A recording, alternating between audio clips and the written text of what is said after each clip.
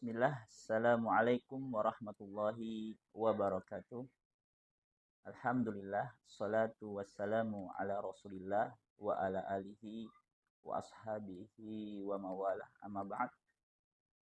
Saudara sekalian kaum muslimin yang dimuliakan Allah Ta'ala, para wali murid serta anak-anakku yang saya cintai, a'azzani wa azzakumullah wa iyyakum.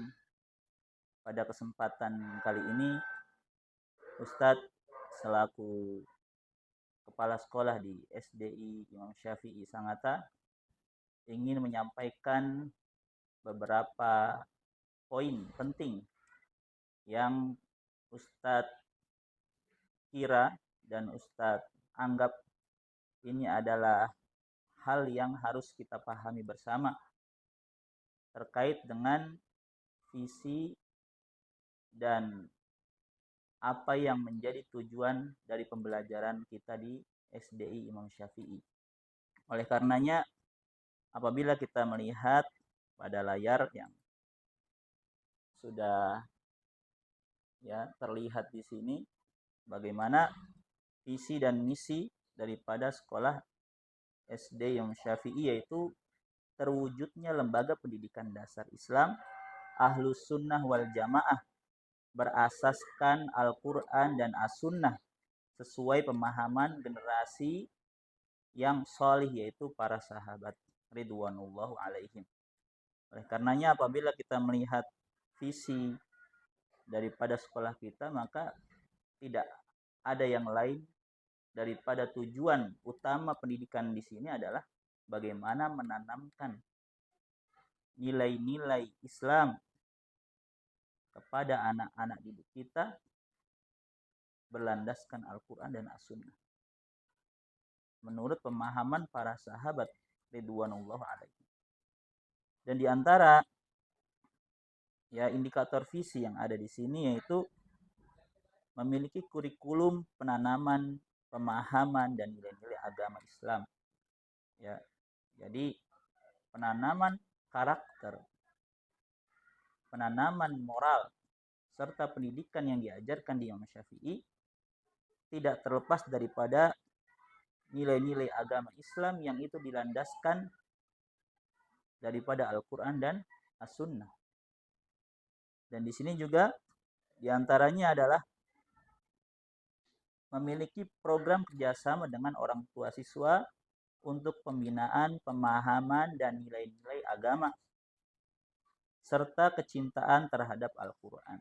Jadi ada poin-poin penting yang ingin Ustaz tekankan di sini, sampaikan kepada para wali murid sekalian serta anak-anakku, bagaimana kita bukan hanya mencari wawasan keilmuan yang kita paham, yang kita ketahui, namun itu tercermin daripada akhlak kita, daripada kebiasaan kita, daripada muamalah kita.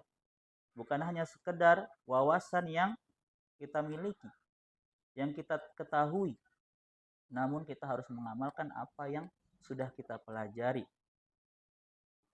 Apabila kita melihat daripada visi misi yang kita miliki, yang kita buat, yang kita implementasikan di sekolah ini, bagaimana anak-anak bisa mengamalkan sunnah, bagaimana anak-anak bisa mempelajari sunnah, mempraktikkan sunnah. Oleh karenanya, semua itu tidak bisa terrealisasikan tanpa dukungan orang tua, tanpa ada peran besar daripada orang tua. Dari sini Ustadz ingin mengajak kepada wali murid, kepada anak-anak serta kaum muslimin sekalian untuk kita mulai sedikit demi sedikit apa yang bisa kita upayakan untuk mencontoh Nabi kita Muhammad SAW semampu, semaksimal yang kita bisa usahakan. Meskipun kalau kita melihat bagaimana sunnah ini lingkupnya sangatlah luas, mulai daripada ibadah, muamalah, semua begitu banyak dan kompleks. Namun kita diperintahkan untuk mengikuti Nabi kita Muhammad Shallallahu Alaihi Wasallam, kita diperintahkan untuk bertakwa semampu yang kita dapat lakukan. Fattaqullaha mastata'tum. Bertakwalah semampu yang kita dapat. Dan kalau kita membaca beberapa perintah dari hadis Nabi kita Shallallahu Alaihi Wasallam mengabarkan kepada kita untuk tamasuk, berpegang teguh dengan sunnahnya serta sunnah para sahabatnya. Dari sahabat Abi Najih Al-Irbad bin Sariyah radhiyallahu anhu qala, dari sahabat Abi Najih Irbad bin Sariyah mengatakan, wa'adana Rasulullah sallallahu alaihi wasallam mau'izatan wajilat minhal qulub. Yang mana Nabi kita sallallahu alaihi wasallam kala itu memberikan mau'izah, memberikan nasihat yang nasihat begitu dalam isi kandungannya sehingga menjadikan hati orang yang mendengarnya bergetar. Wa dzarafat minhal uyun, dan menjadikan mata yang menyaksikannya meneteskan air mata. Faqulna ya Rasulullah, maka para sahabat mengatakan, wahai Rasulullah, ka'annaha mau'izatun muwadda, seakan-akan ini adalah nasihat perpisahan. Fa'ausina, maka para sahabat meminta wasiat.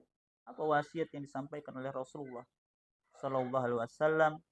Maka beliau mengatakan, qal usikum bittaqwallah, aku wasiatkan kalian untuk bertakwa kepada Allah. Wassam' wa ta'ah, tunduk dan patuh kepada Allah Ta'ala terhadap perintah-perintahnya, terhadap larangan-larangannya. Wa in ta'ammara alaikum abdun habasyiyun, seandainya kelak kalian akan dipimpin oleh abdun habasyiyun, yaitu seorang hamba, seorang budak dari Habasyah, maka kita harus patuh, kita harus taat. Kemudian Nabi kita sallallahu alaihi wasallam melanjutkan, fa innahu man ya'ish minkum, sesungguhnya mereka yang hidup setelah sepeninggalanku, fasayrah khilafan katsira, maka akan mendapatkan perselisihan yang begitu banyak. Kemudian Nabi memberikan solusinya, fa'alaikum bisunnati, atas kalian peganglah sunnahku, wa sunnati khulafa'i rasyidin al-mahdiyyin, dan sunnah khulafa'ur rasyidin, Abu Bakar, Umar, Utsman dan Ali. Kemudian Nabi melanjutkan, addu 'alaiha bin nawajid, pegang sunnah tersebut, gigit sunnah tersebut dengan gigi geraham kalian. Ini menunjukkan isyarat untuk kita betul-betul memegang sunnah sekuat kemampuan yang kita dapat, yang kita miliki. Wa iyyakum wa muhdatsatil umur, dan peringatan daripada Nabi kita sallallahu alaihi wasallam untuk menjauhi perkara-perkara yang diada-adakan, perkara-perkara baru dalam agama ini. Fa inna kulla bid'atin dhalalah, sesungguhnya setiap perbuatan baru yang diada-adakan, perkara bid'ah, adalah sesat. Ikhwati fillah, wali murid sekalian yang dimuliakan Allah Ta'ala, anak-anakku yang aku cintai, ini adalah hadis yang begitu jelas untuk kita berpegang teguh dengan sunnah Nabi kita Sallallahu Alaihi Wasallam, dan banyak sekali perkataan para ulama untuk kita berpegang teguh dengan sunnah Nabi dan sunnah para sahabatnya. Bagaimana dikatakan oleh Al-Imam Al-Auza'i mengatakan, alaikum bi atharis salaf, atas kalian berpegang teguhlah dengan peninggalan ya para salaf, ucapannya, perbuatannya, apa yang ditinggalkan oleh para salaf, para sahabat, para tabi'in, atba'ut tabi'in. Kemudian beliau mengatakan, wa in rafadakan nas, meskipun manusia memboikot kalian, menghajar kalian, menjauhi kalian karena kalian berpegang teguh dengan sunnahnya para salaf. Wa iyyakum wa ara'ar rijal, dan jauhilah atas kalian yaitu pendapat-pendapat manusia yang pendapat tersebut dibangun di atas pemikiran ya semata, tidak dilandasi daripada Al-Qur'an dan Sunnah. Wa in zahrafan nas bil qaul, meskipun manusia banyak yang memuji kalian, meskipun manusia banyak yang menyanjung kalian. Oleh karenanya perintah untuk berpegang terhadap sunnah, mengamalkan sunnah, ini adalah bentuk daripada al-iqtida, ketaatan kita. Bagaimana kita berusaha mencontoh Nabi kita sallallahu alaihi wasallam ya, sedekat mungkin, sebaik mungkin. Melihat daripada ini semua, Ustadz ingin menyampaikan kepada wali murid, meminta dukungan para wali murid, bagaimana kita mengimplementasikan, mempraktekkan adab-adab khususnya dalam berpakaian di sekolah kita dalam rangka untuk iktida, mencontoh Nabi kita sallallahu alaihi wasallam. Maka di antara adab yang perlu diperhatikan dan harus kita praktekkan dan kita amalkan yaitu terhadap perkara isbal. Ya, khususnya di sini santri atau murid banin.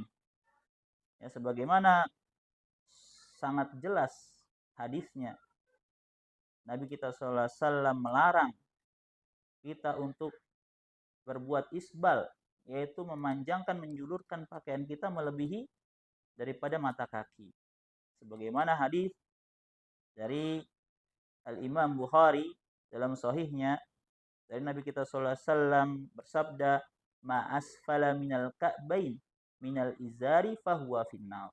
Barang siapa yang dia menjulurkan pakaiannya ya daripada pakaiannya melebihi mata kakinya, ya sarungnya dia pakai melebihi mata kakinya, menjulurkan kain tersebut melebihi mata kakinya, fahuwa finnar, maka dia di neraka. Dan ini bentuk ya tahdid, ancaman daripada Nabi kita sallallahu alaihi wasallam, al-wa'id asyadid, ancaman yadullu ala tahrimil isbal.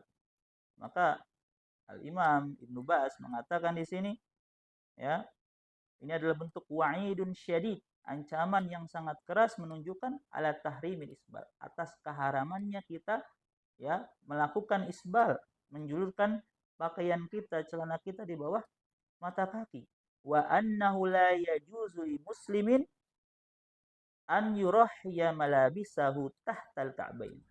Maka tidak layak, tidak diperbolehkan bagi seorang muslim untuk memanjangkan, melebihkan ya pakaiannya di bawah mata kakinya, kal izar was sarawil, ya baik itu sarung, baik itu celana ya yang kita pakai atau ya gamis.